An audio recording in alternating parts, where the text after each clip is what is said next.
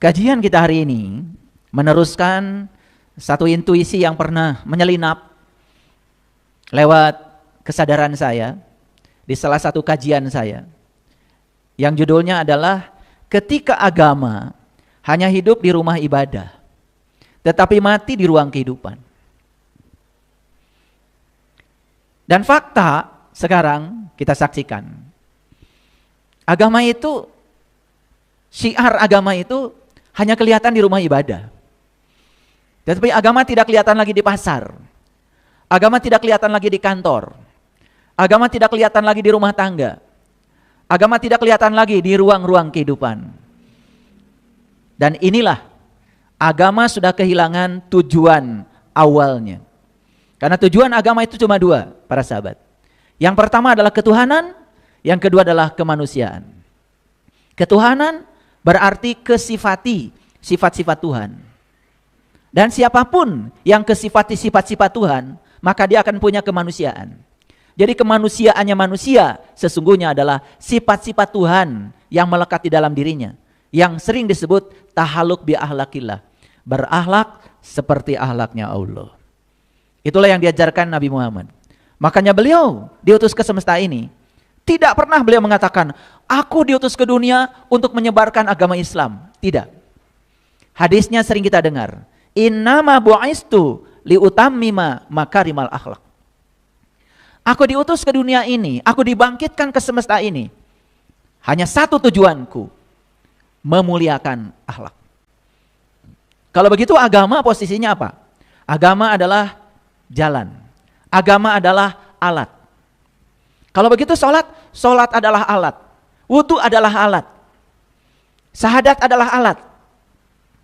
Zakat adalah alat. Saum adalah alat. Haji, umroh, semua adalah alat. Semua instrumen, bukan tujuan.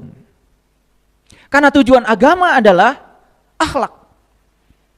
Makanya sekarang Departemen Agama sedang gencar-gencarnya ya menyebarkan konsep ekoteologi. Eko itu artinya bumi, lingkungan, tempat kita hidup. Teologi itu adalah ketuhanan. Sehingga orang yang bertuhan itu kelihatan dari akhlaknya. Orang yang bertuhan kelihatan dia membawa sifat-sifat Tuhan dalam dirinya. Orang yang bertuhan, dia selalu sadar bahwa dirinya menjadi kepanjangan tangan Tuhan untuk membawa misi Tuhan. Apa itu misi Tuhan? Menyampaikan sifat-sifat Tuhan. Makanya Asmaul Husna itu bukan 99. Nama itu tidak ada artinya kalau tidak ada barangnya. Banyak orang yang minta nama sama saya. Istri saya akan melahirkan sebulan lagi. Tolong ya. Kalau ayah berkenan, katanya minta diberikan nama. Saya bilang, nanti saja kalau sudah ada barangnya. Nanti kalau barangnya sudah ada, saya beri nama. Karena kalau barangnya belum ada, itu mau dikasih nama kemana? Jadi Asmaul Husna itu harus ada barangnya. Makanya percuma kita hafal 99 asmanya kalau tidak mengerti yang satu. Harus ketemu dulu yang satunya, sang wajibul wujudnya. Baru yang 99 itu tanpa dihafal akan datang dengan sendirinya. Ar-Rahman, Ar-Rahim, Al-Malik, Al-Qudus, As-Salam, Al-Mu'min, Al-Muhaimin, Al-Aziz, Al-Jabar sampai As-Sabur datang dengan sendirinya. Kenapa? Kalau kita ingin merasakan sifatnya garam, sudah menyatu dengan garam. Maka sifatnya akan datang dengan sendirinya tanpa diundang, yang namanya asin. Kalau kita ingin mengetahui sifatnya gula, yaitu manis, tidak usah mendengarkan ceramah tentang gula, tidak usah baca buku tentang gula. Menyatu saja manunggal dengan gula, maka rasa gula tanpa diundang akan hadir kepada kita, yang namanya manis. Sama ketika kita selalu menyadari kehadiran Allah dalam diri kita, bahwa dia tidak pernah meninggalkan kita, dia selalu bersama dengan kita. Bahkan Allah mengatakan wa huwa ma'akum, wa huwa ma'akum, wa huwa ma'akum aina ma kuntum. Berulang kali Allah mengatakan seperti itu. Tetapi tidak disadari keberadaan dia dalam diri kita. Ketidaksadaran akan kehadiran Allah itulah yang membuat sifat-sifatnya tidak melekat dalam diri kita. Makanya banyak orang yang mengaku bertuhankan Allah, tapi sifatnya jauh dari panggang dari api, jauh dari sifat-sifat Allah. Pendengki, pendendam, bahkan rela menyakiti orang lain. Yang lucu lagi, menyakiti makhluk lain menggunakan agama dan Tuhan. Inilah topik kita. Ketika agama hanya hidup di rumah ibadah, tetapi mati di ruang kehidupan. Para sahabat, kalau kita duduk sebentar nonton televisi, jarang televisi itu memberitakan berita positif. Beritanya itu selalu pelecehan seksual, pembunuhan, perampokan, korupsi, tawuran, perang. Kalau kita kelamaan nonton TV yang seperti itu, bahkan kita pun jadi negatif. Karena mengizinkan semua informasi, energi itu masuk ya di ruang memori kita.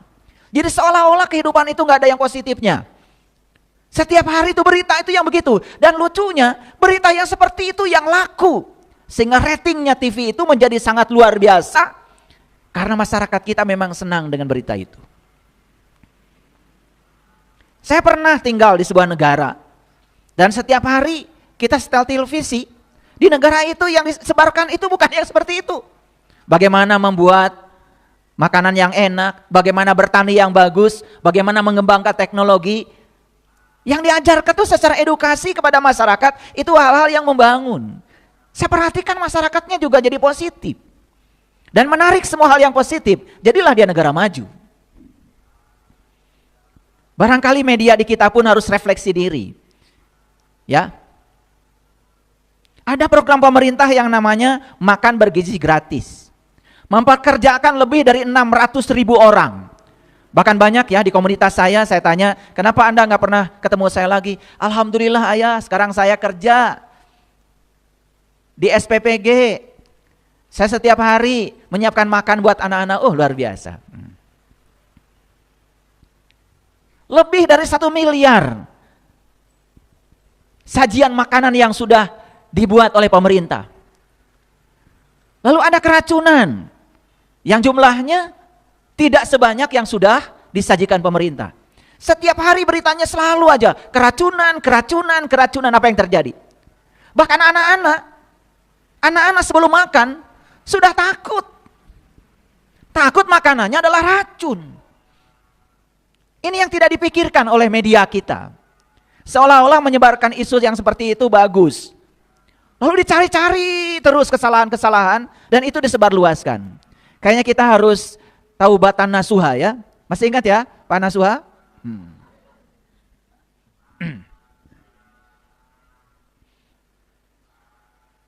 Nah inilah.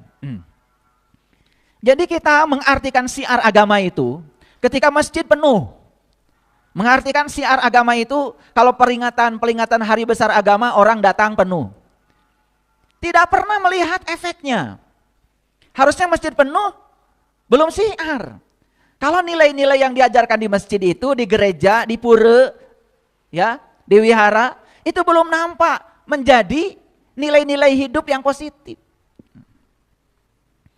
Saya sering menyaksikan Bapak Ibu, ini adalah pemandangan yang nyata. Kalau sudah selesai acara Maulid Nabi, Isra Mi'raj, apa saja kegiatan keagamaan. Selesai acara itu, ya, apalagi bikin panggung. Bisa ditebak mau saya bicarakan? Apa kira-kira? Sampah bertebaran di mana-mana. Bahkan yang lebih lucu lagi ya, di Arafah itu, selesai orang wukuf di sana, itu ribuan ton sampah yang harus diangkut oleh pemerintah Saudi. Kesadaran untuk memindahkan sampah ke tempatnya saja, masih di tempat itu, nyaris tidak ada. Padahal hadisnya kan jelas, an-nadofatu minal iman, kebersihan sebagian dari iman. Kalau saya ya, di kajian ini aja, saya disebut berhasil memberikan kajian, kalau tidak ada lagi botol air mineral, yang berantakan di masjid ini. Sudah disediakan tempat sampahnya.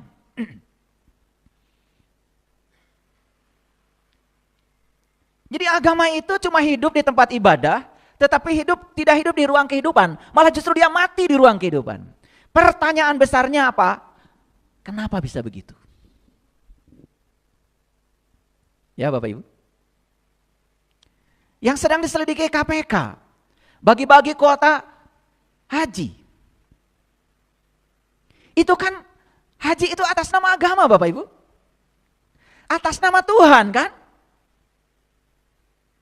Betul nggak? Kuotanya diperjualbelikan.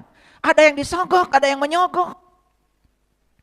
Tidak ada satu travel pun yang memberangkatkan umat haji atau umroh ke sana bukan atas nama agama. Saya kira tidak ada. Apa yang terjadi? Ada yang kotor di situ, ada noda di situ. Padahal itu disebut perjalanan suci. Betul nggak Bapak Ibu? Oke, ya. Coba renungkan kata-kata saya. Orang sedang sholat di masjid, gak korupsi.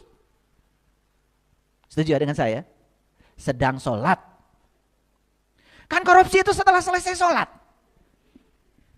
Betul gak? Orang sedang sholat, tidak berzina. Enggak Bapak Ibu. Sedang sholat. Kan habis sholat. Betul gak? Orang sedang sholat gak ada marah-marah, memaki-maki orang lain. Enggak Bapak Ibu, kan habis sholat. Nah pertanyaannya adalah, kita ini sering merasa seolah-olah kalau sudah beragama di rumah ibadah, kita sudah selesai beragama. Padahal itu baru latihan beragama. Agamanya di ruang kehidupan. Ada gak Bapak Ibu? Orang habis baca Quran, suami istri di rumah, habis itu berantem, ada gak Bapak Ibu? Ada apa banyak? Waktu baca Quran gak berantem, mau baca Quran. Kan berantemnya setelah baca Quran. Jadi ini jangan-jangan agama itu tidak berhasil ya menjadi instrumen yang mengantarkan kita tercegah dari perbuatan keji dan munkar. Itu masalah kita hari ini. Perlu gak Bapak Ibu saya bahas ini? Perlu ya, karena ini sangat relevan dengan kenyataan hidup. Baik, kalau gitu kita masuk. Bapak Ibu sering wudhu? Sering gak? Berapa kali sehari? Oke. Waktu wudhu cuci tangan. Pakai apa? Pakai air. Ini tangan ini kalau habis dicuci ya, misalkan sebelum dicuci ya nyubit anak. Habis dicuci nih tangan ini ya pakai air, nyubit anak lagi enggak? Sebelum dicuci ngambil hak orang. Itu habis dicuci ngambil lagi enggak? Sebelum dicuci korupsi. Habis dicuci nih tangannya masih korupsi enggak? Itu maksud saya. Karena saat cuci tangan itu tidak sadar. Nih kalau saya mohon maaf ya, waktu cuci tangan itu saya ingat-ingat ya. Sebelum saya cuci tangan itu, ini mau cuci tangan aja. Saya ingat-ingat, saya melakukan apa ya? Melakukan apa ya? Gitu. Makanya pada saat cuci tangan itu saya bicara sama tangan saya. Maaf ya tangan, tadi saya melakukan ini itu dan setelah ini saya berjanji. Saya larutkan semua kotoran yang melekat di tangan saya ini biarlah dibawa oleh air. Biarlah dilarutkan oleh air sehingga saya tidak akan lagi menggunakan tangan saya untuk hal-hal yang tidak diridhoi oleh Allah saya. 5 kali saya wudhu karena saya bicara dengan tangan saya. Ini tangan ini kayak ada remnya gitu loh. Misalkan gini Bapak Ibu. Biasanya kalau saya kemana-mana itu ya, itu makanan itu selalu banyak. Apalagi kalau saya ngasih tahu, oh nanti saya mau datang ke rumah kamu ya. Wah itu udah masak dari sejam malam. Segala ada. Tangan saya diuji nih habis wudhu ya. Daging ada, sate ada, ayam ada, gepuk ada. Bahkan itu yang namanya ikan, bakarnya ada, pepesnya ada, gorengnya ada, ya, yang terbang itu, bakarnya ada, cobeknya ada. Ini saya bukan ngada-ngada ya. Saking ingin membahagiakan, menghormati saya, semuanya ada. Kan tangan saya diuji Bapak Ibu. Perut saya ini kan terbatas. Saya juga cuma makan 1 kali. Nanti aja jam 1 saya makan. Itu juga terbatas sedikit. Saya hanya mengambil yang saya butuh. Saya tidak makan daging. Saya hanya makan ikan. Kalau ikan saya masih makan. Ya, dan begitu belum kenyang, ya udah selesai. Tidak mumpang-mumpung karena banyak mubazir. Coba Bapak Ibu, sakit perut itu dari mana? Dari sini. Dari sini. Betul nggak? Coba ambil lagi. Yang ambil cabai itu siapa? Kan cabai nggak datang ke sini, betul nggak? Coba, saya kalau wudhu ya, cuci tangan saja, saya upacarakan waktu cuci tangan. Sampai saya kadang-kadang menangis. Saya menyesal tidak menggunakan tangan saya seperti yang Allah mau. Saya minta maaf pada tangan ketika saya sedang mencucinya. Saya berterima kasih pada tangan saya ketika saya sedang mencucinya. Bahkan ketika saya sedang mencucinya, saya katakan, I love you, I love you. Saya sangat mencintai kamu. Gitu nggak Bapak Ibu? Kalau wudhu? Enggak ya? Ya. Waktu wudhu memang Bapak Ibu ya tidak korupsi. Kan habis wudhu. Berarti wudhunya tidak ada bekasnya kan? Betul nggak? Aduh. Apalagi yang tangannya ringan sekali ya. Suka mukul sama orang kayak gitu. Wudhu lagi, mukul lagi, wudhu lagi, mukul lagi. Mohon maaf Bapak Ibu. Buat apa? Agama itu jadi upacara. Tujuan agama tidak tercapai. Ketuhanan tidak tercapai, apalagi kemanusiaan. Banyak orang yang mengatasnamakan agama dan Tuhan, bahkan menyakiti makhluk lain. Bahkan binatang yang tidak bersalah, kemudian dipotong. Atas nama Tuhan dan agama. Perlu direnungkan kembali Bapak Ibu. Dengarkan kata-kata saya. Pelajari Al-Quran. Apa yang disebut dengan penyembelihan? Pelajari, itu bahasa hakikat itu. Al-Baqarah, sapi betina disembelih, baca itu. Yang mana sapi betinanya? Pelajari Quran, karena Quran pedoman hidup katanya. Setelah cuci tangan kemudian kita kumur-kumur. Saya kumur-kumur lama Bapak Ibu. Lama gitu. Bukan sekedar membersihkan kotoran fisik. Kotoran fisik mah gampang, dikosok sama gigi juga habis. Tapi kotoran batin di sini. Saya ingat tadi saya bicarakan orang enggak ya? Saya kumur-kumur, waktu saya mengeluarkan air, tolong air, bawa semua kotoran, kebiasaan buruk dari mulut saya. Jangan ada lagi orang yang terluka kebahagiaannya dengan mulut ini. Coba Bapak Ibu, sebelum wudhu ngomongin orang, habis wudhu, masih di tempat wudhu, sama ibu-ibu yang lain, menyebarkan fitnah, ghibah, memfitnah orang. Buat apa? Buat apa? Coba ketika kumur-kumur itu, ya ingat-ingat ya, berapa banyak orang yang terluka oleh mulut saya. Berapa kali anak saya tersinggung oleh kata-kata saya. Coba ingatin. Selesaikan di wudhu itu, 3 kali kita kumur-kumur. Jadi kalau sehari semalam 5 kali, 15 kali kita kumur-kumur. Coba berkumur mulai sekarang dengan kesadaran. Bahwa ajak bicara. Terima kasih pada gigi, terima kasih pada lidah, terima kasih pada mulut. Terima kasih dia sudah diizinkan Allah untuk merasakan semua cita rasa makanan. Izinkan, ajak bicara. Saya tidak boleh lagi terlibat oleh gosip. Saya tidak boleh lagi membicarakan keburukan orang. Saya tidak boleh membicarakan sesuatu yang meruntuhkan diri saya, melemahkan diri saya. Kan mulut sering bicara, itu enggak mungkin. Saya kemarin ketemu dengan orang yang sedang kegelapan. Lalu saya kasih saran. Apa jawabannya? Sudah gelap Pak bagi saya. Seolah-olah sudah akhir dari segalanya begitu.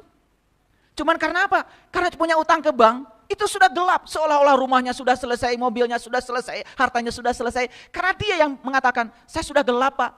Seolah-olah tidak ada Tuhan. Tiap hari dia wudhu, tiap hari dia sholat. Sampai hitam ininya. Tapi jawabannya seperti itu. Udah gak masuk lagi nasihat saya. Waktu memasukkan air ke hidung, apa yang dikatakan Nabi? Nabi Muhammad mengatakan, ya Allah, masukkanlah bau surga ke dalam hidungku. Sedot lagi, ya Allah, masukkanlah bau surga ke dalam hidungku. Saya nikmati doa itu. Surga Bapak Ibu di mana-mana. Ada orang yang ngasih minyak wangi sama saya. Minyak wangi yang saya suka, bukan minyak duyung. Karena saya setiap wudhu, Saya tarik air, ya Allah, masukkanlah bau surga ke dalam hidungku. Naik pesawat, yang duduk di sini wangi, cantik lagi. Udah bau. Udah bau badan, bau mulut, segala bau. Itu jangan-jangan wudunya tidak pernah ngobrol dengan hidung kita. Ya. Coba. Waktu membasuh wajah, apa yang dikatakan Rasulullah? Ya Allah, putihkan wajahku dengan cahaya. Kulit saya tidak hitam, tidak putih, ya seperti inilah. Kalau istri saya bilang, katanya ayah nggak hitam, sawo katanya. Tapi matang katanya sawonya. Ya memang begini ya gennya. Tapi setiap wudu selalu, ya Allah, putihkan wajahku dengan cahaya-Mu. Saya bukan ingin jadi orang terkenal, saya bukan jadi ingin orang yang tersanjung, tidak. Tetapi jangan ada orang ketemu saya menjadi takut dengan saya. Kalau putihkan wajahku dengan cahaya-Mu, berarti kan jadikan wajahku menjadi sumber cahaya, sumber penerang, sumber kedamaian. Karena ada orang yang cantik, ganteng, tapi gak mau orang ketemu sama dia. Serem. Saya kalau membasuh tangan kanan, tangan kiri, kalau tadi kan baru membasuh telapak aja ya. Ketika membasuh tangan kanan saya bilang, ya Allah terima kasih, betapa banyak jasa tangan kananku ini. Ketika saya membasuh tangan kiri, ya Allah luar biasa tangan kiri ini. Karena ketika tangan kanan saya sakit, Dia yang merawat, ya Allah. Saya tidak pernah mengatakan ini tangan setan. Tangan saya. Kan kalau gatal yang kanan, yang garuk yang kiri. Masa yang garuk setan? Dari kecil kita sudah di-framing. Seolah-olah tangan kiri itu buruk. Tangan kiri ini tangan setan, kan begitu. Saya selalu bilang sama tangan dan kiri, kamu dua-duanya sama kerennya, sama hebatnya, sama sempurnanya. Tanpa kalian, saya tidak akan bisa apa-apa. Makan dengan kedua tangan, betul Bapak Ibu? Betul nggak? Iya. Ketika kita makan yang alot-alot, yang kanan pakai sendok, yang kiri pakai garpu. Betul nggak? Luar biasa. Sempurna nggak Bapak Ibu kedua tangan ini? Luar biasa. Coba ajak bicara ketika wudu. Wudulah dengan kesadaran. Ini baru wudu belum salat ya. Nanti terbawa ke dalam kehidupan kesadaran itu. Memang ketika wudu kan Bapak Ibu pasti menghadapi air ya. Tidak ngomongin orang. Ketika wudu Bapak Ibu tidak marah-marah kan? Enggak. Ketika wudu. Tapi habis itu kan marah lagi. Habis itu kan kesel lagi. Lalu apa fungsinya wudu? Wudu itu berarti tidak bisa mengantarkan kita menjadi lebih sadar, lebih baik. Itu baru wudu aja kok. Ketika membasuh kepala. Di Quran dikatakan wamsahu biru'usikum. Sapu kepalamu. Itu perintahnya sapu loh. Bukan basahi kepalamu, bukan. Sapu kepalamu. Itu Quran. Kalau perintahnya sapu kepalamu, ada apa dengan kepalamu? Kalau ada perintah tolong sapu ya ruangan ini, ada apa dengan ruangan itu? Kotor. Jadi kalau Allah bilang, wamsahu biru'usikum, sapu kepalamu. Berarti Allah tahu apa? Tahu kalau kepalamu itu kotor. Masih berpikir yang negatif, berpikir yang tidak mungkin. Betul nggak? Ketika sakit, berpikir sakit, bukan berpikir sehat. Padahal pengennya sehat. Betul nggak? Berpikir selalu khawatir, cemas, sedih. Katanya pengen bahagia. Coba. 3 kali ketika wudu kita disuruh mengusap ini. Sapulah kepalamu. Makanya kalau saya begitu mengusap kepala ini, ya Allah, jangan izinkan lagi pikiranku ini menjadi diri palsuku. Jangan izinkan lagi pikiran ini memproduksi pikiran-pikiran yang tidak menunjang kehidupanku. Silahkan Bapak Ibu. Kita yang paling tahu isi ini apa. Gitu gak Bapak Ibu kalau wudu? Saya suka memperhatikan orang wudu ya. Selesai itu ketemu sama temannya. Sama-sama penggosip. Langsung menggosip di tempat wudu. Ini agama cuma hidup di rumah ibadah. Tapi agama mati di semua ruang kehidupan. Kenapa? Karena menjalankan agama nyaris tanpa kesadaran. Kemarin saya ke Nagreg gitu. Lagi survei. Ada gunung batu di sana. Yang mau diambil manfaatnya. Saya diminta untuk menjadi konsultan, pergi ke sana. Orang masih di bawah, saya sudah di atas. Ada yang tanya sama saya, Bapak usianya berapa? Alhamdulillah saya mau 60.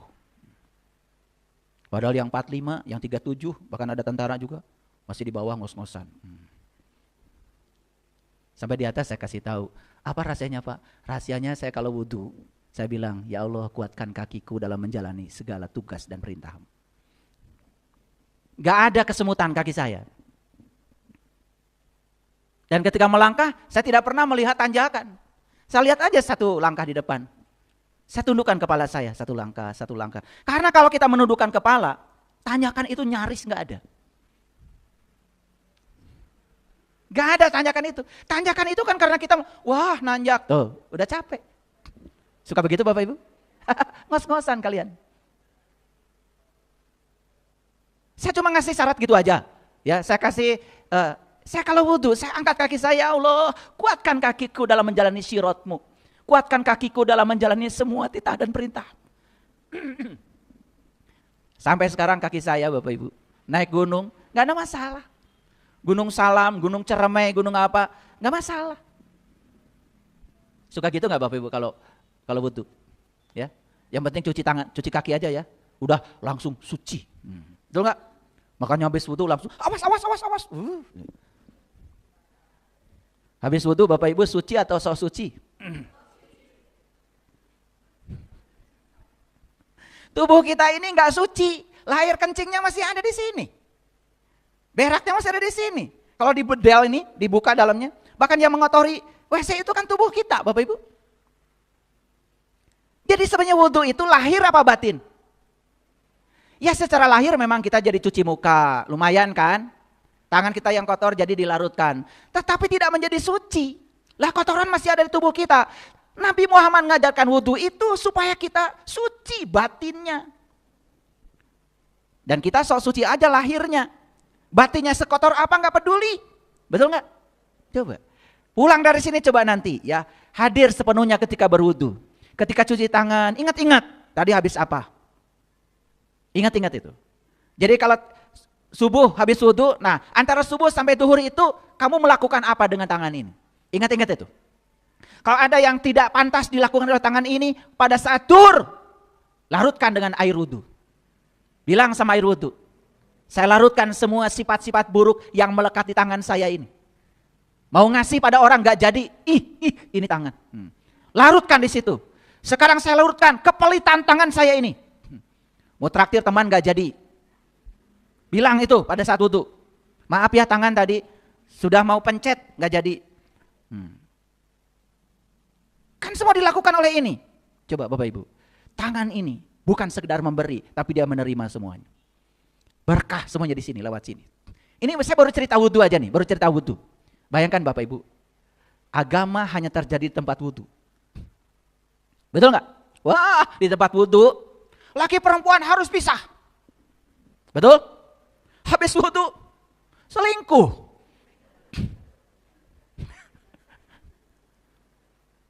Di pesantren itu tempat wudhu laki dan perempuan bisa Bapak Ibu. Malah pimpinannya. Kurang ajar kan? Maaf ya, saya harus bicara ini. Ini gak nyampe-nyampe dari tadi ya. Ini baru wudhu aja. Paham sampai sini? Paham? Coba mulai sekarang, nih saya kasih pelajaran sederhana. Nanti setelah ini wudhunya berkesadaran.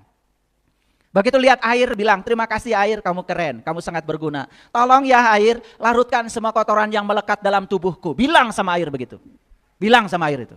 Air itu pelarut yang sangat bagus. Dia bukan sekedar menghilangkan kotoran, tapi izinkan dia untuk membawa semua sifat-sifat buruk di mulut kita, di tangan kita, di wajah kita. Di wajah ini banyak sekali masalah. Di mata bermasalah, di telinga bermasalah, di hidung bermasalah, di mulut bermasalah. Makanya khusus mulut dicuci. Betul nggak? Mata sih masih mending nggak ada di wudhu, upacara mencuci mata udah sekalian aja sama mencuci wadah. Tapi khusus bagian penting dari ini nih, yang kotor ini, dikumur-kumur 3 kali. Nanti kalau kumur-kumur yang lama, ya boleh sejam juga. Imajinasikan sampai kotoran di mulutmu itu sudah masuk di air dan begitu keluar, imajinasikan yang keluar itu warnanya hitam legam sudah membawa semua kotoran di mulut kita. Ini bukan ilmu nujum. Ini sains. Dan nanti Bapak Ibu, seminggu aja wudhu yang seperti ini, aduh luar biasa. Nanti mulutmu itu kalau mau ngomongin orang pun ada remnya. Kan sekarang nggak ada remnya. Betul nggak? Iya. Jebol terus. Oke. Kalau ada yang tidak suka langsung keluar dari mulut ini. Pop, pop, pop, pop, begitu. Betul nggak? Iya. Oke. Itu baru wudu Bapak Ibu. Bayangkan ya. Kalau semua sholat, syahadat, zakat, saum, haji. Saya kupas jadi semuanya. Dan dibawa ke dalam kehidupan. Luar biasa. Ketika takbiratul ihram berdiri tegak. Itu kan ada pesan di situ. Tegakkan kamu. Jangan lemah kamu. Ya kan? Hadapi semua tantangan. Karena mereka dihadirkan oleh Tuhan bukan untuk melemahkan kamu. Untuk membuat kamu jadi besar. Pesannya banyak sekali. Ruku, sujud, luar biasa. Dipungkas dengan salam. Assalamualaikum warahmatullahi wabarakatuh. Ke sebelah kanan. Aku siap menerima kanan dengan damai. Karena dibalik yang terjadi, dibalik kanan ini, Assalamualaikum warahmatullahi wabarakatuh. Ada rahmat, ada berkahnya Allah. Begitu memalingkan wajah ke kiri, Assalamualaikum warahmatullahi. Aku siap menerima dengan damai. Kiri. Karena di balik kiri ini ada rahmat dan berkah Allah. Aku siap menerima semua yang disebut berkah. Aku siap menerima yang disebut musibah. Bagiku tidak ada berkah, tidak ada musibah. Aku terima dengan damai yang sama. Bayangkan ketika mengucapkan salam dengan kesadaran seperti itu. Sadar nggak Bapak Ibu? Assalamualaikum. Pakai ya di orang Arab pakai gini ya karena waktu itu di sana kan habis sholat banyak pasir. Semua tuh gerakan ada maksudnya. Cuman kita nggak mau belajar kan, betul nggak? Coba. Dan saya tidak tertarik untuk membahas satu persatu semua ritual, tidak Bapak Ibu. Saya cuma ngasih contoh-contoh kecilnya saja. Tapi bayangkan kalau semua ritual itu dilakukan dengan kesadaran, dibawa ke dalam kehidupan, itu keren sekali. Keren. Oke, makanya pantas ya kalau ada ayat seperti ini. Ara'aital ladzi yukadzibu biddin. Tahukah kamu siapa pendusta agama itu? Ini pertanyaan dari Allah. Tahukah kamu siapa pendusta agama? Yang mengatasnamakan agama, mengatasnamakan Tuhan, tetapi hidupnya membuat onar, merusak persatuan, membuat kerusakan di muka bumi. Bapak Ibu, satu-satunya yang punya definisi agama yang lengkap, itu bangsa Indonesia. Saya terkejut ketika saya membaca buku leluhur, di situ ada definisi agama, peninggalan leluhur kita di Nusantara. Apa katanya agama? Agama adalah latihan dasar menempa diri untuk membentuk tata krama dan kehalusan hati nurani, untuk membentuk manusia yang berbudi pekerti luhur dan berakhlak mulia. Bayangkan.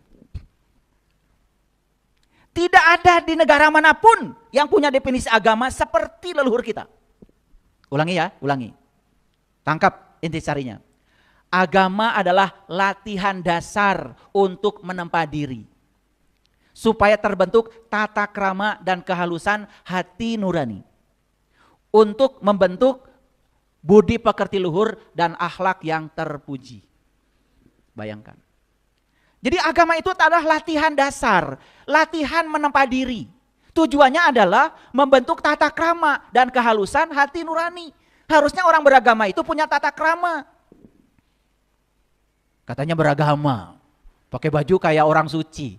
Mulutnya menghujat. Dan yang model kayak gitu justru pengikutnya banyak, bingung saya.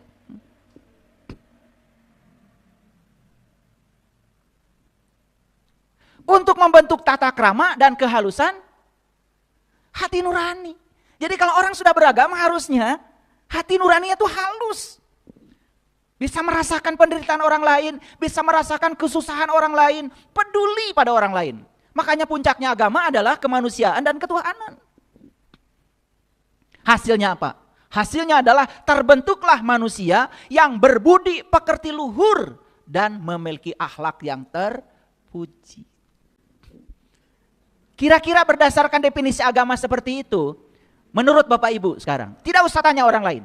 Apakah agama yang dianut Bapak Ibu hari ini, saat ini, sudah berfungsi seperti itu? Sudah apa belum? Pasti jawabannya, OTW ayah. On the way terus, ya. Makanya pantas kalau Allah mempertanyakan pada kita, ara'aital ladzi yukadzibu biddin. Tahukah kamu siapa pendusta agama itu? Ini pertanyaan harus dijawab. Bapak Ibu, apakah yang harus menjawab pertanyaan ini? Orang yang mengaku beragama atau yang tidak beragama? Siapa? Yang mengaku beragama. Tidak ada kaitan dengan orang yang sudah sama sekali tidak beragama. Ini ayat buat mereka yang mengaku beragama, yang suka mengatasnamakan agama untuk segala sesuatu. Jawab. Tahukah kamu siapa pendusta agama itu? Mau jawabannya? Allah jawab, "Fazalikal ladzi yad'ul yatim." Itulah orang yang mentelantarkan yatim. Gak pakai anak, yatim. Pakai anak lagi. Suka ngarang kita itu. Jadi pendusta agama itu kata Allah, mereka yang mentelantarkan yatim. Siapa yatim? Sudah saya jelaskan berulang-ulang. Yatim itu yang tidak beribu, yang tidak berbapak. Berarti yatim itu yang tidak pernah dilahirkan. Ayo kita rubah paradigma kita. Ada orang yang tidak punya ibu, tidak punya bapak, hidupnya susah, ya bantu. Yang punya ibu bapak pun kalau susah bantu, jangan nunggu mati dulu ibu bapaknya. Paham maksud saya? Kalau mau bantu, bantu aja. Kata orang Sunda, nulung kanu butuh, nalang kanu susah. Jangan ditanya, punten, gaduh ibu rama kene henteu. Nah, makin nanya gitu, da abdi mah bade ngabantos teh, kanu tos teh gaduh ibu rama. Bapak Ibu. Kalau yatim itu yang tidak beribu, tidak berbapak secara fisik, Presiden Prabowo itu yatim. Donald Trump yatim. Saiful Karim yatim. Mikir atuh, diajar agama teh. Yatim itu yang tidak beribu, tidak berbapak, berarti dia tidak pernah dilahirkan. Yang tidak pernah dilahirkan Bapak Ibu cuma jiwa. Karena jiwa itu gak pernah dilahirkan, tapi ditiupkan kata Allah. Ketika aku sudah selesai menciptakan tubuhmu, aku tiupkan ruhku. Itulah yatim. Clear sampai sini? Oke, sekarang saya mau nanya.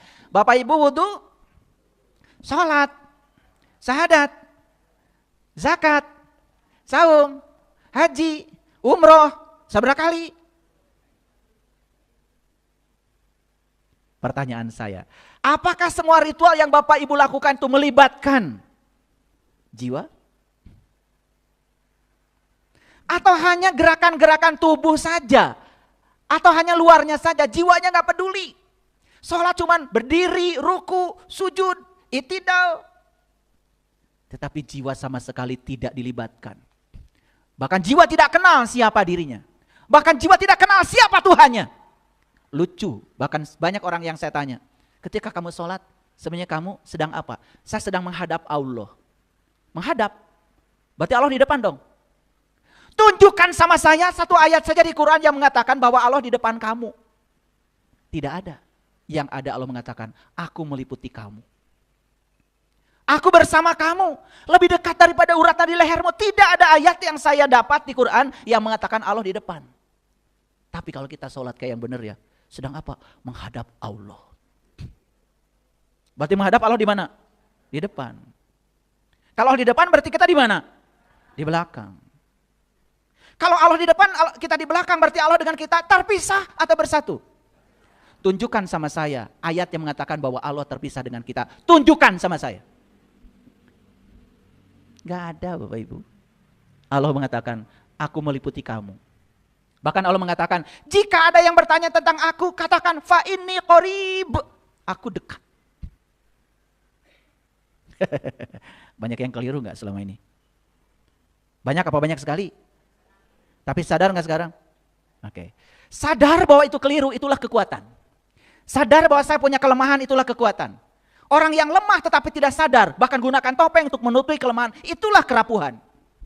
Jangan heran kalau agama hanya hidup di rumah ibadah, tetapi agama tidak ada di pasar, tidak ada di kantor. Bapak Ibu, korupsi itu bukan dilakukan orang ketika sedang sholat.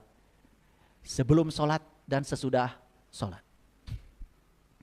Sampai Pak Presiden pusing, kenapa? Ini korupsi di Indonesia ini sudah merambah ke seluruh aspek kehidupan, bayangkan. Semua birokrasi koruptif. Mental ini. Padahal negara kita negara yang beragama. Tidak boleh di Indonesia ada orang mengaku bangsa Indonesia tidak beragama. Semua harus mencantumkan agama di KTP-nya. Kira-kira Bapak Ibu setelah dengar kajian saya ini, ada rasa sedih nggak? Ada rasa sedih nggak? Sedih nggak? Mikirin siapa? Wudhu sejak kapan itu, Pak? Bu? Saya dari kecil. Sholat sejak kapan? Saya kecil. Tetapi ngomongin orang, jalan. Dendam sama orang, jalan. Fitnah sama orang, jalan. Betul enggak? Iya. Konflik dengan pasangan, jalan. Konflik dengan anak, jalan. Sekalian saya buka semuanya. Ulangi ya, siapa pendusta agama itu menurut Quran? Orang yang mentelantarkan jiwanya. Orang yang melakukan ritual tetapi tidak melibatkan jiwanya. Makanya agamanya hidup di rumah ibadah. Tetapi tidak hidup di ruang kehidupan. Saya kadang-kadang suka mancing-mancing. Maaf, tapi saya mah suka eksperimen. Ya. Habis sholat, kamu hebat. Dari mana? Sholat, Pak. Bagus.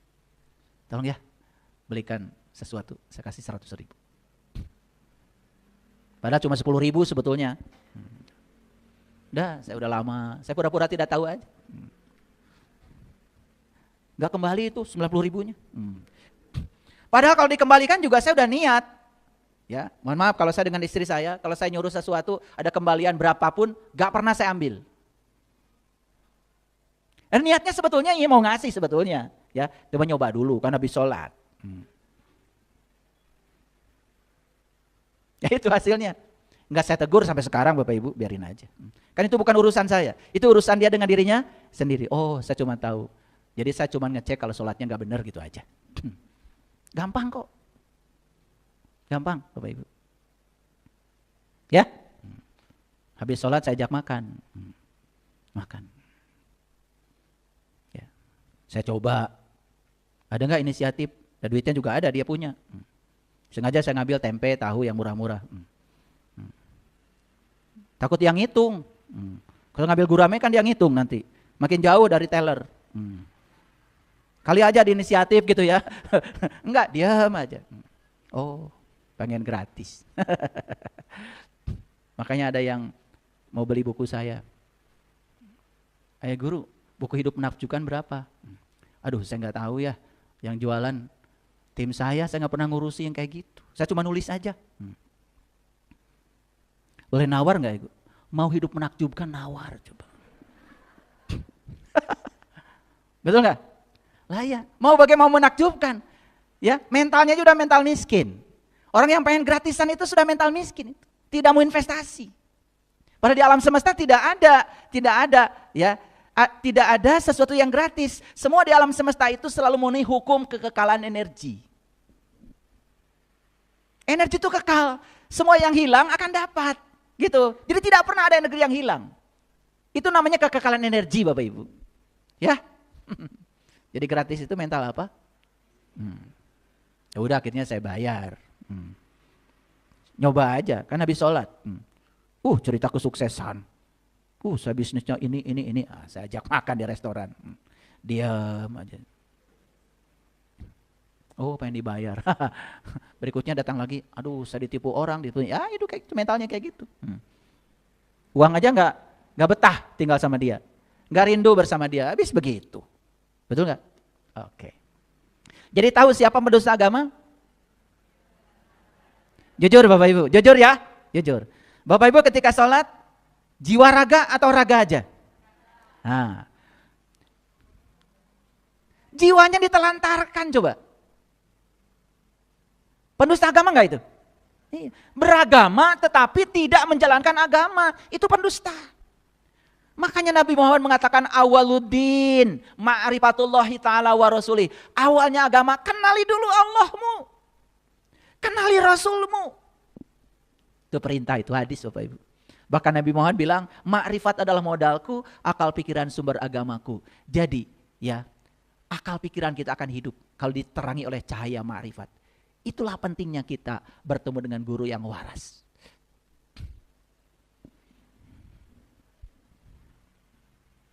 Itu yang pertama ya. Siapa pendusta agama? Ya siapa? Panjang-panjang. Pendusta agama adalah mereka yang mentelantarkan jiwanya. Panjang. Satu kata aja. Siapa pendusta agama? Ah gitu. Baru ngaji beres itu. Ya. Nanti kalau orang lain lagi. Orang lain lagi. Coba belajar jujur. Ya, kan sudah tadi. Pendusta agama adalah orang yang mentelantarkan jiwanya. Saya tanya lagi, siapa itu? Jangan diulang-ulang yang tadi. Bilang saya, gitu aja cukup. Nah itulah kekuatan. Oh berarti saya masih mendustakan agama. Pantes kalau agama hanya hidup di sajadah, di musola. Tetapi di ruang makan gak ada agama. Piring terbang. Di dapur gak ada agama. Betul gak? Nah gitu. Baca sih Bismillahirrahmanirrahim. Tapi masak sambil marah-marah. Betul gak? Udah akhirnya minyak cerot ke sini. Padahal kalau sadar Bismillahirrahmanirrahim atas nama Allah yang Maha Pengasih dan Maha Penyayang. Sebelum ke dapur bilang, ya Allah, saya ini istri. Tugas saya menyediakan makanan yang enak buat suami dan anak-anak saya. Izinkan saya ya Allah menjadi kepanjangan tanganmu untuk membuat makanan yang enak buat anak istri, buat suami dan anak-anakku. Bismillahnya coba begitu. Begitu disajikan makanan, disantap sama anak. Ibu, enak banget makanannya. Ada cinta di situ, ada energi. Marah-marah, begitu dicicipi, asin banget. Sayur asem mulu. Karena ternyata lupa sambil marah-marah ya. Yang dimasukkan memang asem aja. Kan judulnya sayur asem. Lupa pakai gula, lupa pakai sayur, cuman air aja sama asem. Oke, lanjut ya. Yang kedua, nih lanjutannya. Siapa pendusta agama? Yang kedua, wala yahuddu ala ta'amil miskin. Dia tidak menganjurkan memberi makan orang miskin. Lihat saya semuanya. Tahu orang miskin? Tahu belum? Ya kalau belum tahu saya kasih tahu. Karena Bapak Ibu tuh orang miskin. Oh itu yang gak punya duit. Yang minta-minta. Itu aja otak kita selama ini. Yuk kita belajar bahasa Arab. Ternyata al-miskin dalam bahasa Arab, miskin dalam bahasa Arab berasal dari akar kata sakana, sakan. Arti dari sakan itu apa? Ya, sakan itu artinya diam, tenang, tidak bergerak. Jadi miskin itu dia yang diam, yang tenang, yang tidak bergerak. Siapa itu? Jiwa. Diri sejati kita hanya bergerak tubuhmu. Diam, tenang, tidak bergerak. Ternyata al-miskin dalam bahasa Arab artinya adalah jiwa. Jadi siapa pendusta agama? Satu yang mentelantarkan jiwanya. Yang kedua, nyaris tidak ada keinginan ngasih makan pada jiwanya. Jiwanya gak dikasih makan. Jiwa itu adalah nur. Makanan untuk nur. Ya nur juga. Kalau tubuh terbuat dari tanah. Makanya makanan buat tubuh segala hal yang berasal dari tanah. Jiwa bukan dari tanah. Jiwa itu nur. Karena jiwa itu nur, maka jiwa itu makanannya adalah nur. Sudah bisa ngasih makan pada jiwa. Ya Allah, sampai sekarang mulutnya aja gak tahu sebelah mana. Makanya ada orang yang menua tubuhnya, tetapi tidak mendewasa jiwanya. Hidupnya dari dulu ya gitu-gitu aja. Tambah tua, tambah gampang marah, tambah tidak bijaksana. Kan ada tuh, mohon maaf Bapak Ibu, menjelang tua pikun. Kembali ke anak-anak. Ini sudah sinyal sebetulnya. Mohon maaf. Umurnya habis hanya buat tubuhnya. Tetapi umurnya tidak ada untuk ngasih makan jiwanya. Jadi siapa jiwa itu? Jiwa itu dia yang mengamati diri kita. Jiwa itu adalah sang kesadaran. Makanya sering saya sampaikan di kajian ini. Pikiran kita bukan kita. Tubuh kita bukan kita. Tapi yang mengamati pikiran dan tubuh kita, itulah diri kita, sang kesadaran. Dia yang diam. Karena pengamat itu memang sukanya diam, mengamati. Makanya kenapa orang belajar meditasi? Belajar meditasi itu kan sebetulnya untuk menyadarkan diri kita. Bahwa diri kita yang sebenarnya adalah sang kesadaran. Bukan pikiran, bukan tubuh. Tapi diri kita yang sebenarnya adalah yang mengamati gerak tubuh dan gerak pikiran. Nah, kalau kita sering berada di kesadaran itu, kita berada di Sidrah Al-Muntaha, di puncaknya kesadaran. Jadi sekarang Bapak Ibu tahu siapa yatim? Tahu. Siapa yang miskin? Tahu. Dua-duanya siapa? Jiwa. Jadi si yatim ini ditelantarkan karena kita tidak memberi makan yang selayaknya. Habis seluruh hidup hanya ngasih makanan tubuh. Itulah orang yang berpenyakit kulit, kata Quran. Makanya pantas kalau agama hanya hidup di rumah ibadah. Tidak ada di ruang kehidupan. Kenapa? Karena ada ketimpangan dalam beragama. Agama hanya melulu urusan-urusan yang bersifat lahir. Habis waktu untuk berdandan. Mendandangi tubuh luar. Tapi tubuh dalamnya nyaris tidak didandani. Begitu. Udah terjawab judul ini? Oke. Jadi mengerti sekarang siapa pendusta agama? Kok gak ada suaranya? Gak apa-apa Bapak Ibu. Yang paling penting kita jujur ya. Karena apa? Tahu kalau kita tidak tahu, itulah awal kebangkitan untuk menuju pada kesadaran. Clear sampai sini? Nah, akibatnya apa? Coba baca ayat selanjutnya. Fawailul lil musholin. Kecelakaanlah bagi orang yang sholat. Yang sholat aja celaka Bapak Ibu, atau komun untuk sholat. Yang sholat aja celaka kata Allah. Sudah terjawab kenapa celaka? Karena jiwanya ditelantarkan, jiwanya tidak dikasih makan. Makanya akibatnya ketika sholat, sholat itu malah sibuk ngurusi urusan-urusan pikiran. Begitu Allahu Akbar, brai besagala, gunting nu leungit ge kapanggih keur sholatna. Nah, gebrai. Paham sampai sini? Oke. Jangan anggap sepele Bapak Ibu. Ayat ini dibaca setiap Ramadan, setiap tarawih. Luar biasa. Dilentingkan suaranya. Gak penting. Yang penting sekarang. Yuk sekarang ambil pesannya. Saya baca ayat ini dulu nangis. Saya tidak menuduh-nuduh orang lain. Tidak. Saya minta ampun sama Allah. Ya Allah. Maaf. Karena saya tidak kenal diri sejati saya. Maka selama ini saya sholat, saya menjalankan apa-apa. Semata-mata karena urusan-urusan fisik. Karena saya bermuatan, ingin surga, takut neraka. Itu saja. Saya pernah di posisi itu Bapak Ibu. Makanya saya keliling dunia, saya cari guru. Saya ingin kenal siapa orang yang bisa memperkenalkan saya pada diri sejatinya saya. Saya ingin tahu jiwa saya yang mana. Karena kata Rasulullah, siapa yang kenal dirinya, maka dia akan kenal Tuhannya. Saya ingin mencontoh jejak langkahnya Rasulullah. Beliau tidak sholat dulu, tapi beliau Isra Mi'raj dulu. Beliau kenal dulu sama Tuhannya, baru beliau sholat. Pantas kalau sholat beliau bisa mencegah dari perbuatan keji dan munkar. Agama bagi Rasulullah tidak ada, tidak hanya di ruang ibadah. Beliau bawa agama ke dalam kehidupan. Lihat beliau, dengar sejarah beliau yang penuh cinta kasih pada siapapun. Bahkan beliau mau mencintai orang, tidak pernah bertanya agamanya apa. Berbuat baik sama orang, tidak pernah berbicara agamanya apa. Kenapa umatnya yang mengaku umatnya kok seperti itu? Maka di Quran dikatakan Muhammadur Rasulullah wallazina ma'ahu asyidda'u 'alal kuffar ruhama'u bainahum tarahum ruka'an sujadan yabtaguna fadlan minallahi wa ridwana. Luar biasa. Simahum fi wujuhihim min asaris sujud zalika masaluhum fit taurati wa masaluhum fil injil. Saya kalau baca ayat itu nangis. Muhammad adalah Rasulullah walladzina ma'ahu asyidda'u 'alal kufar, dan orang-orang yang mengikuti jejaknya beliau asyidda'u 'alal kufar, sangat keras terhadap kufar. Apa kufar?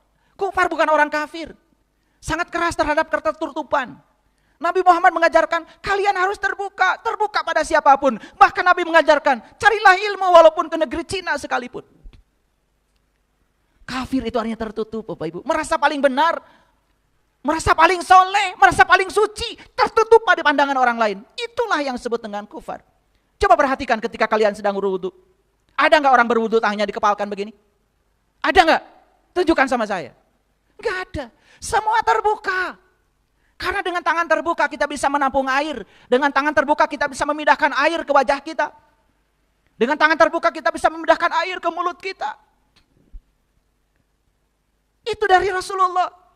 Ciri umatnya Rasulullah itu adalah asyidda'u alal kufar. Bersikap tegas terhadap ketertutupan. Ini malah bersifat keras terhadap orang kafir. Orang kafir itu orang yang berbeda agama dengan kita.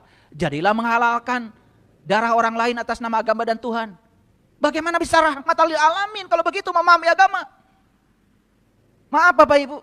Dari Bali, dari Lebanon, dari semua negara banyak yang kirim surat sama saya.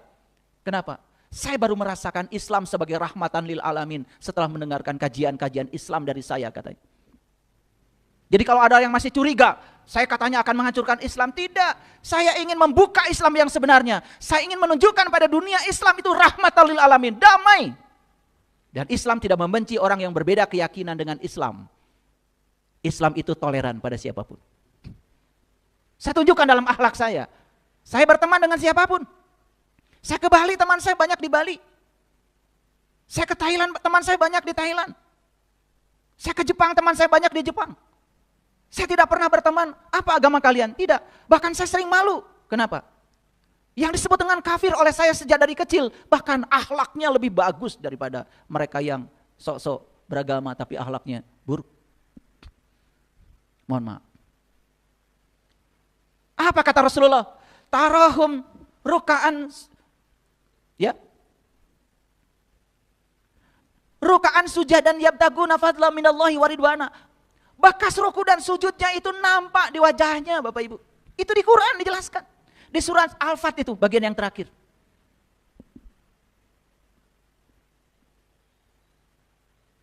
Bekas ruku dan sujudnya nampak di wajahnya. Bukan hitam. Serem. Itu kayaknya salah karpet itu. Makanya dijamin kalau sholat di masjid saya nggak akan hitam. Mahal. 600.000 1 meter.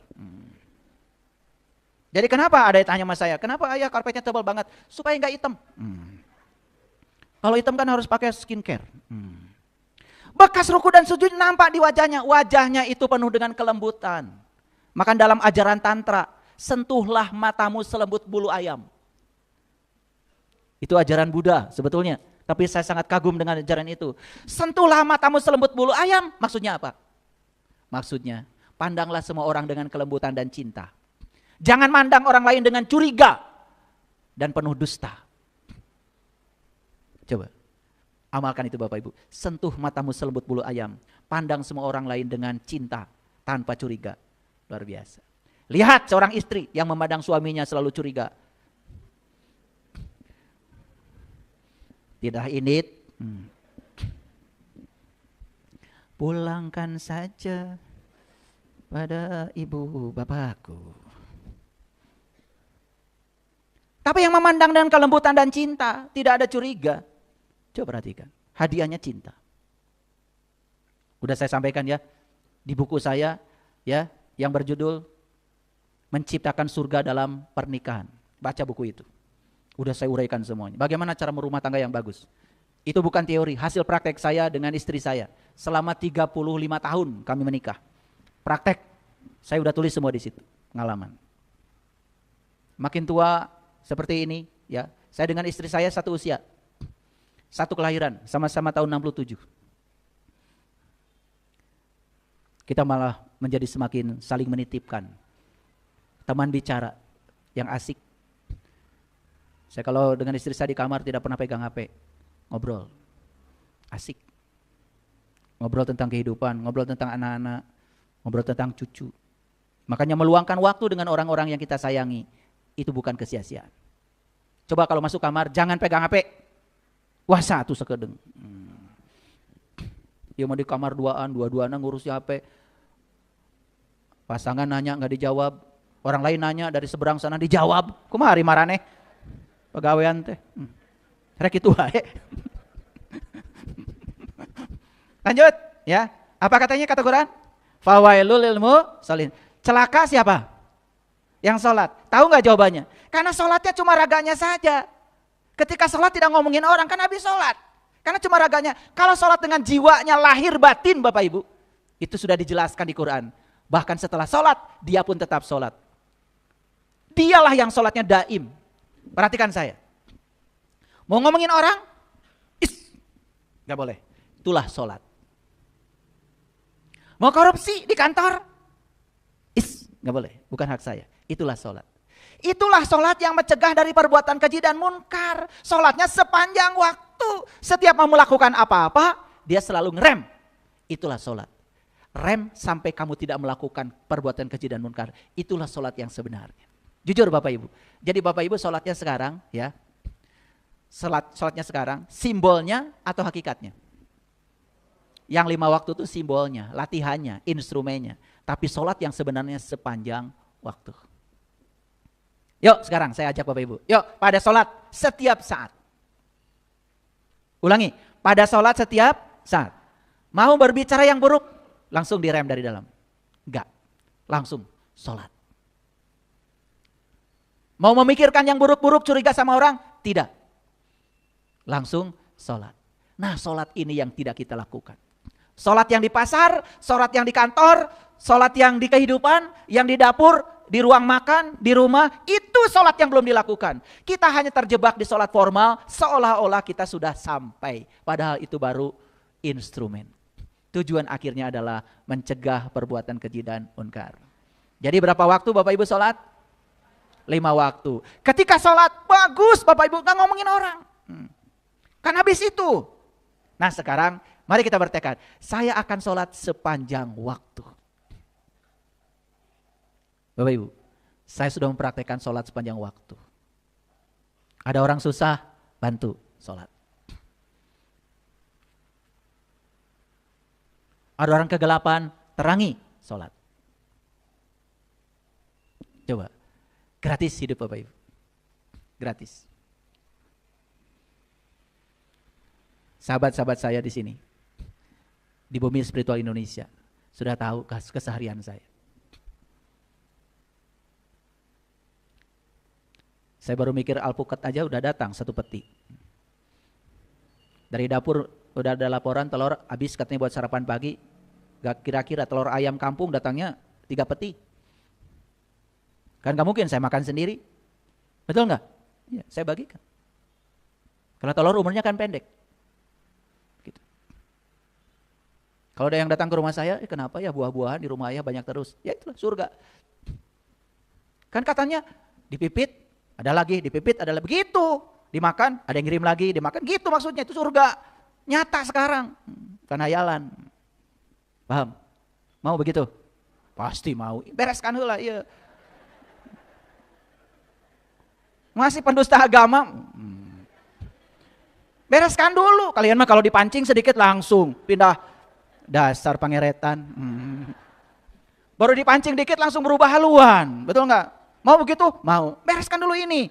Ini topik kita hari ini, kita tidak mau lagi jadi pendusta agama. Kan begitu? Betul nggak? Sholatnya tidak mau lagi cuma raga. Ingin melibatkan jiwa. Jiwanya bisa lizikri, bisa ingat sama Allah. Satu-satunya syarat ingat sama Allah, maka jiwa harus dikenalkan dulu sama sang pemilik jiwa itu. Itulah yang disebut dengan ma'rifatullah. Udah nyampe pesannya? Ini Quran Bapak Ibu. Nah, alladzina hum an sholatihim sahun. Nah kita ini sering memplesetkan. Sahun itu artinya lalai. Lalai itu menunda waktu sholat. Saya setuju. Menunda waktu sholat itu tidak boleh. Karena Allah harus menjadi the topmost priority. Setuju gitu. Tapi jangan menganggap kalau sudah sholat tepat waktu sudah selesai. Karena sahun yang sebenarnya adalah lupa. Catat. Sahun itu bukan lalai, lupa. Lupa pada siapa? Lupa pada Allahnya. Sepanjang sholat itu gak ingat Allah sama sekali. Lupa. Inilah yang agama hanya hidup di rumah ibadah. Tapi mati dalam kehidupan. Sudah jelas? Coba Bapak Ibu. Kalau diurut yang tadi ayatnya ya, coba. Aro'aital ladzi yukadzibu biddin, celakalah pendusta agama. Fazalikal ladzi yad'ul yatim, mereka yang menelantarkan yatim. Oh, yang menelantarkan jiwa. Bapak Ibu, kalau sudah merasa sudah tiap tahun mengasih sumbangan sama panti asuhan, itu mah biasa. Berbagi. Dan berbagi itu bukan buat orang lain. Kalau orang yang sadar kan memberi itu buat diri sendiri. Ngehargaan diri, ngehargaan maneh. Bukan buat orang. Saya bukan berarti Bapak Ibu tidak boleh ngasih makan orang yang disebut yatim, miskin. Bukan itu, bukan. Itu belum selesai. Makanya kan banyak orang yang sombong karena sudah mengundang anak yatim, karena naik pangkat, merasa sudah selesai. Bukan pendusta agama. Belum. Belum. Ada yang ditelantarkan dalam diri kita. Itu jiwa kita. Yuk kita urut. Celakalah pendusta agama. Siapa? Yaitu orang yang menelantarkan jiwa. Ya toh? Dan tidak ngasih makan pada jiwa itu. Clear? Akibatnya apa? Sholatnya jadi celaka. Kenapa? Karena sholatnya lupa. Lupa pada siapa? Lupa pada esensi sholat. Kan sholat itu jelas di Quran. Ya. Innani anallah la ilaha illa ana fa'budni wa aqimis sholata li zikri. Sholat itu li zikri, mengingat kepada Allah. Nah sepanjang sholat jujur Bapak Ibu, apa yang Bapak Ibu ingat? Sok lah, reka mana? Dan saya tuh udah tahu Bapak Ibu teh, yang ada di kepalanya tahu ya. Cuman kan saya mah tidak boleh membukakan aib orang lain. Tahu? Rek ngaku naon kayak nyaho. Tapi saya juga kagum ya. Banyak orang-orang yang punya pondok pesantren datang ke rumah saya bicara secara pribadi dulu. Ketika saya sampaikan ayat-ayat begini, meneteskan air mata. Berarti saya ya yang masih begitu. Saya salami, kamu jujur. Kagum saya sama begitu. Kamu sudah jadi danau, kamu sudah jadi laut yang rendah, siap menerima air. Mereka yang masih seperti gunung batu, tegak, gagah, pakai topeng, merasa paling soleh, paling suci. Padahal ketika sholat juga ngawur yang diingat yang lain. Tapi gak mau jujur, selamanya sholatnya seperti itu. Orang yang berani sesat, tidak akan tersesat. Tapi orang yang tidak berani tersesat, selamanya tersesat. Jadi sahun itu apa artinya Bapak Ibu? Lupa. Lupa pada siapa? Makin jelas atau makin tidak jelas? Oke. Sering Bapak Ibu baca ayat ini? Sering dalam sholat? Ya? Kenapa sering baca ayat ini? Tertarik ya. Tertarik karena pendeknya. Keren ya Bapak Ibu. Pokoknya keren. Alladzina hum yuraun. Ini orang ini cuma ria aja. Ingin disebut muslim, ingin disebut sudah sholat, ingin disebut ahli surga. Lihat loh. Jika perlu digosok-gosok. Ada katanya diganjal pakai batu. Wih, luar biasa. Nyari sirah tuh. Ria itu apa? Ria itu ada dua. Ada ria nifak, ada ria adat. Ria adat melakukan sesuatu karena kebiasaan. Ria nifak lebih bahaya lagi, melakukan sesuatu karena bermuatan. Dia sholat tahajud karena bermuatan. Karena lagi ada masalah. Kan gak ada masalah gak tahajud. Makanya tambah banyak masalahnya. Karena yang menarik dia tahajud kan masalah, bukan Allah. Ini pengumuman ya, yang suka tahajud karena banyak masalah. Tambah banyak masalahmu. Like attracts like. Harusnya tahajud dia karena Allah, bukan karena masalah. Ada masalah gak ada masalah, mau tahajud dia tahajud aja. Ini tahajudnya kalau ada masalah. Makanya begitu bangun tengah malam, kan malaikat langsung bangun juga. Tumben. Pasti 2 rakaat kata malaikat, betul gak? Iya. Udah gitu, doanya udah ditulis ternyata banyak sekali ya. Minta ini, minta itu kata Allah. Semakin banyak kamu minta, semakin tahu aku kata Allah. Kalau kamu tidak merasa diberi selama oleh aku. Kan disuruh bersyukur aja kan. Syukuri apa yang ada. Nikmati semua anugerah Allah. Luar biasa. Makanya syukur yang bisa melipat gandakan semuanya. Wa yamna'unal ma'un, dan enggan memberikan bantuan. Nah, Bapak Ibu perhatikan saya. Kita membantu orang di panti asuhan, membantu orang yang tidak punya beras, itu masuknya ke ayat yang kelima. Wa yamna'unal ma'un. Kita memberi bantuan pada mereka yang butuh bantuan. Belum membebaskan kita dari apa? Sebagai pendusta agama. Clear sampai sini? Ya. Masuk ya surat Al-Ma'un ini. Nah, mari kita baca sedikit. Coba Bapak Ibu renungkan ayat ini. Sesungguhnya orang munafik itu menipu Allah. Orang yang menipu itu kan seperti menghadap padahal enggak. Coba kalau tukang tipu kan ketemu kita. Betul enggak? Yang dibicarakannya biasa. Ini wajah tuh wajhalilladzi fataros samawati wal ardh, kan begitu tukang tipu. Padahal aku hadapkan wajah batinku kepada Zat yang telah menciptakan langit dan bumi. Kan gitu kalian kalau sholat. Padahal pikirannya udah ngawang-ngawung kemana. Mulutnya aja yang kupat-kapit seperti itu. Itu namanya menipu. Menipu itu menghadap, tetapi sudah punya agenda lain. Tukang tipu kan begitu. Menghadap kayak mau bisnis dengan kita, padahal mau menipu. Paham gitu? Coba kata-katanya luar biasa. Ya, sesungguhnya orang munafik itu menipu Allah dan Allah akan membalas tipuan mereka. Bukan Allah yang membalas. Dia sebetulnya sedang menipu dirinya sendiri. Dia dibalas oleh hukum alam. Apa tipuannya orang munafik? Dan apabila mereka berdiri untuk sholat, wa iza qamu ila sholah qamu kusala, mereka sholatnya malas. Ini ada yang terketik sama saya, ada S-nya. Malas. Nggak sengaja saya. Kok saya bilang S-nya ada 2. Malas. Malas itu karena tidak merasakan nikmatnya Bapak Ibu.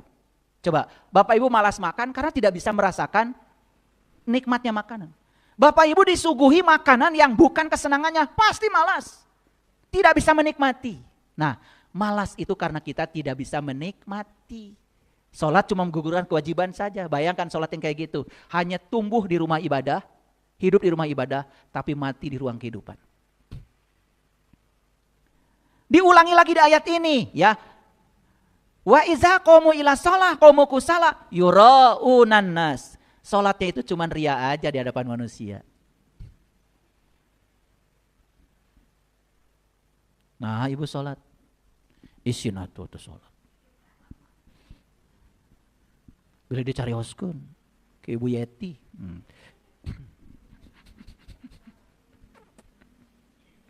Nah, yang terakhir Bapak Ibu, perhatikan kata-kata saya. Ini kata-kata Quran. Wala yazkurunallaha illa qalila. Dan tidaklah mereka mengingat Allah kecuali sedikit sekali. Saya sampaikan ayat ini buat mereka-mereka yang sok alim, sok suci, yang suka ngomentari orang yang tidak sholat karena merasa dirinya sudah sholat. Yuk kita periksa. Kata Quran, orang munafik itu bukan yang tidak sholat, tapi yang sholat. Cuma sholatnya apa? 1, malas. Tidak menikmati. Karena tidak tahu rasanya. Tidak tahu siapa yang disembahnya. Sholatnya cuma raganya saja. Jiwanya ditelantarkan. 2, sholatnya cuma untuk ria di hadapan manusia. 3, sholatnya tidak mengingat Allah kecuali sedikit sekali. Sedang sholat saja gak ingat sama Allah. Apalagi di luar sholat. Sedang sholat saja sudah melupakan Allah. Sahun. Bapak Ibu lihat saya semua. Sholat itu bukan soal baju. Betul, kalau kita dalam sholat baju kita harus yang terbaik. Tapi jangan merasa kalau bajunya sudah yang terbaik, itu sudah sholat. Yuk sekarang, perbaiki baju kita yang di dalam. Saya selalu mengajak ini kenapa? Aduh, saya memimpikan suatu saat kalau orang sholatnya sudah benar, sebagaimana tuntutan Rasulullah SAW. Sholat itu benar-benar bisa mencegah manusia dari perbuatan keji dan munkar. Masih ingat wudhu yang tadi? Masih ingat. Nah, makanya inilah perintah sholat. Perhatikan sekali lagi. Bacalah apa yang telah diwahyukan kepadamu. Ini Quran surat Al-Ankabut ayat 45. Yang tadi tentang orang munafik itu yang sholat, itu surat An-Nisa ayat 142. Silahkan. Bahkan di An-Nisa 145 Allah mengatakan, ya, tempatnya orang yang sholat tapi munafik itu adalah neraka. Dan saya sudah jelaskan ya, neraka itulah di sini, saat ini, sekarang. Gampang marah neraka, gampang tersinggung neraka. Itulah neraka. Saya jujur mau tanya Bapak Ibu, banyak gak orang sepertinya sudah sholat tapi masih gampang marah? Gampang tersinggung. Betul gak kata Quran tempatnya neraka? Betul gak neraka itu saat ini? Eta. Jangan jauh-jauh. Makanya kata Quran surat Al-Ankabut, perhatikan, ini adalah surat terakhir yang saya sampaikan hari ini. Atlu ma uhiya ilaika minal kitab wa aqimis shalah. Bacalah apa yang telah diwahyukan kepadamu, yaitu kitab, dan dirikanlah sholat. Saya tanya Bapak Ibu, mendirikan sholat dulu, baca kitab dulu? Baca kitab dulu. Kitab itu bukan Quran. Nabi Muhammad sudah baca kitab, Quran belum ada. Kitab itu kalamullah. Kalamullah itu sebetulnya hakikatnya adalah Allah itu sendiri. Berarti ayat ini perintah buat apa? Perintah untuk mengenali Tuhan sebelum kita sholat. Itu intinya. Lanjut. Sesungguhnya sholat itu mencegah dari keji dan munkar. Keren gak Bapak Ibu? Ngikutin ini gak Bapak Ibu sholatnya selama ini? Baca kitab dulu, sholat dulu. Ada yang terlewat gak dari ayat ini? Ada. Pantas gak sholatnya hanya di rumah ibadah, tetapi di dalam kehidupan gak ada sholat? Pantas gak? Yuk, ini ceramah saya ini ya untuk membuka, menyadarkan. Karena ceramah kesadaran. Ini hipnoterapi, bukan ceramah biasa. Kalau ceramah yang biasa ya ikuti aja. Para ustadz, para ulama, para kiai. Saya kan ya modalnya kayak gini. Saya ustadz bukan. Ulama apalagi? Kiai dari mana?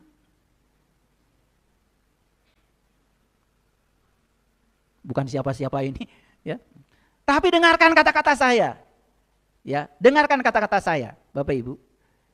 Ya, kosongkan Bapak Ibu, jujur mendengarkannya. Dan semua orang yang berani untuk mendengarkan kebenaran, mereka sampai pada kebenaran. Bahkan ketika kita tidak mengejarnya, kita bisa sampai. Sekali lagi, bahkan ketika tidak mengejarnya, malahan sampai.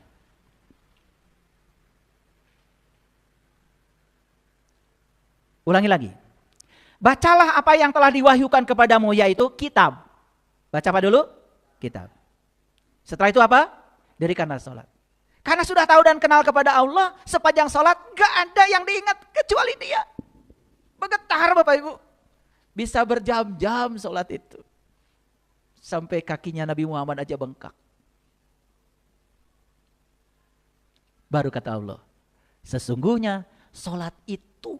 Pakai itu. Sholat yang mana? Sholat itu. Sholat yang didirikan setelah baca kitab. Mencegah dari keji dan munkar. Dan sesungguhnya, kata Allah, mengingat Allah sangat besar. Wala zikrullahi akbar. Tidak ada yang lebih besar dari mengingat Allah. Bapak Ibu, lihat saya semua. Ketika sholat yang 5 waktu, hanya Allah yang diingat. Habis sholat, hanya Allah yang diingat. Mau ngomongin orang, langsung ada rem di sini. Tidak. Mau menyakiti orang, ada rem di sini. Tidak. Mau ngambil hak orang, ada rem di sini. Tidak. Bahkan saya mau menawar aja, menawar. Makanya saya suka janji sama istri saya. Ya ke pasar, yuk.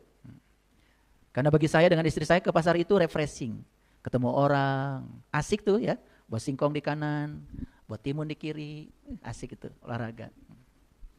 Ternyata ada penelitian, sering pergi bersama pasangan ke tempat-tempat seperti itu memperpanjang umur.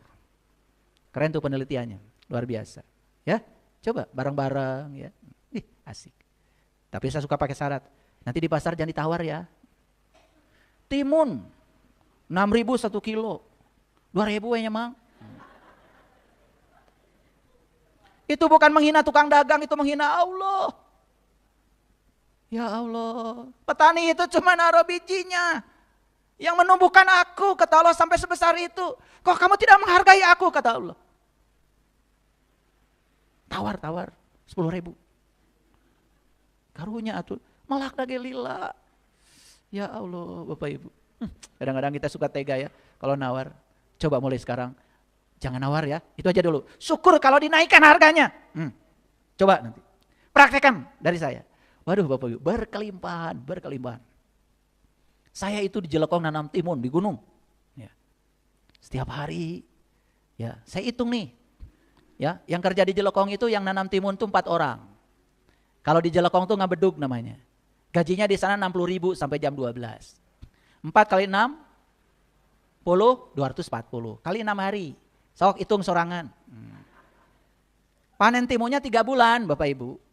Begitu dijual ke pasar ditawar 2.000. Begitu saya jumlahkan sekian kintal itu cuma dapat 400.000. Padahal seminggu gajinya aja lebih dari 2 juta. 3 bulan sok hitung sabaraha. Kacida tenunawar.